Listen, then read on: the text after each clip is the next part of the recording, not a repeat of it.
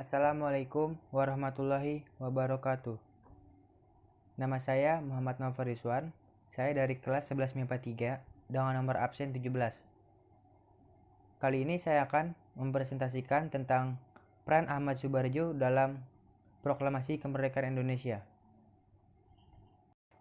Yang pertama yaitu biografi Ahmad Subardjo. Beliau lahir pada hari Senin, 23 Maret 1986 di Teluk Jambe, Karawang, Jawa Barat. Beliau wafat di Jakarta pada tanggal 15 Desember 1978 pada umur 82 tahun. Nama ayah beliau adalah Teuku Muhammad Yusuf. Nama ibu beliau adalah Wardinah. Agama beliau adalah Islam. Beliau adalah tokoh pejuang kemerdekaan Indonesia, diplomat, dan seorang pahlawan nasional Indonesia. Ia adalah Menteri Luar Negeri Indonesia yang pertama. Ia memiliki keturunan Jawa Bugis dan anak dari camat di Telukagung, Cirebon. Sebelum membahas peran Ahmad Subardjo, mari kita kenal lebih dalam siapa itu Ahmad Subardjo. Ahmad Subardjo dilahirkan di Teluk Jambe, Karawang, Jawa Barat, tanggal 23 Maret 1896.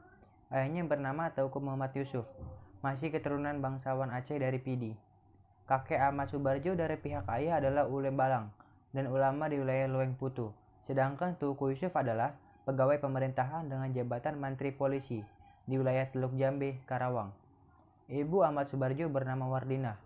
Ia keturunan Jawa Bugis dan merupakan anak dari camat di Telukagung, Cirebon. Sang ayah mulanya memberi nama Teuku Abdul Manaf, sedangkan ibunya memberi nama Ahmad Subardjo. Nama Jojo Disorjo ditambahkannya sendiri setelah dewasa, saat ia ditahan di penjara Ponorogo karena peristiwa 3 Juli 1946. Kemudian ia bersekolah di Hogerburger School, Jakarta, saat ini setara dengan sekolah menengah atas, pada tahun 1917. Ia kemudian melanjutkan pendidikannya di Universitas Leiden, Belanda, dan memperoleh ijazah Master in the Rechten, saat ini setara dengan sarjana hukum, di bidang undang-undang pada tahun 1933. Lalu, apa peran Ahmad Subardjo dalam Proklamasi Kemerdekaan Indonesia? Proklamasi Kemerdekaan Indonesia pada tanggal 17 Agustus 1945 merupakan hasil nyata dari perjuangan serta cita-cita bangsa Indonesia. Pada masa pergerakan nasional, Ahmad Subardjo tergabung dalam Jongjava dan juga Persatuan Mahasiswa Indonesia di Belanda. Ketika masih di Belanda, Ahmad Subardjo termasuk salah satu tokoh yang hadir dalam Liga menentang imperialisme dan penindasan penjajah di Brussels, Belgia. Pada masa pendudukan Jepang, Ahmad Subardjo berjuang secara kooperatif. Ahmad Subardjo bekerja pada Biro Research Angkatan Laut Jepang di Indonesia yang dipimpin oleh Laksamana Maeda. Kemudian, peran apa yang dilakukan oleh Ahmad Subardjo dalam Proklamasi Kemerdekaan Indonesia? Ahmad Subardjo termasuk anggota dari BPUPKI dan kemudian PPKI. Pada saat merumuskan dasar negara, Ahmad Subardjo tergabung dalam Panitia 9 yang menghasilkan Jakarta Charter atau Piagam Jakarta. Setelah Jepang kalah dari Sekutu, kemudian terjadi perbedaan pendapat antara golongan tua dengan golongan muda mengenai waktu dan cara proklamasi. Golongan muda ingin segera melakukan proklamasi. Puncak dari perbedaan pendapat tersebut, kemudian terjadi peristiwa Rengas Dengklok pada tanggal 16 Agustus 1945, yang mana para pemuda mengamankan Soekarno dan Hatta.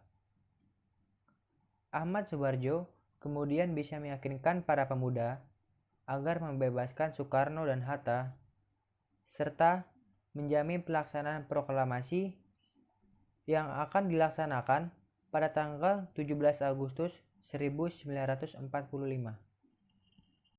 Kemudian, Peran apa lagi yang dilakukan oleh Ahmad Subarjo demi tercapainya proklamasi kemerdekaan Indonesia? Ahmad Subarjo juga terlibat dalam perumusan teks proklamasi. Kalimat "Kami Bangsa Indonesia menyatakan dengan ini kemerdekaan Indonesia" merupakan saran dari Ahmad Subarjo pada sidang PPKI kedua tanggal 19 Agustus 1945. Ahmad Subarjo diangkat menjadi Menteri Luar Negeri. Ahmad Subarjo menjabat posisi Menlu hingga 14 November 1945. Posisinya digantikan oleh Sultan Syahrir.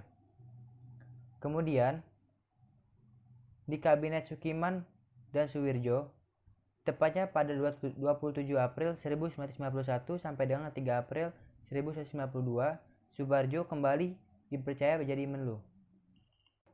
Sekian penjelasan dan presentasi dari saya tentang peran Ahmad Subarjo dalam proklamasi kemerdekaan Indonesia. Apabila ada kesalahan kata, mohon dimaafkan. Wassalamualaikum warahmatullahi wabarakatuh. Terima kasih.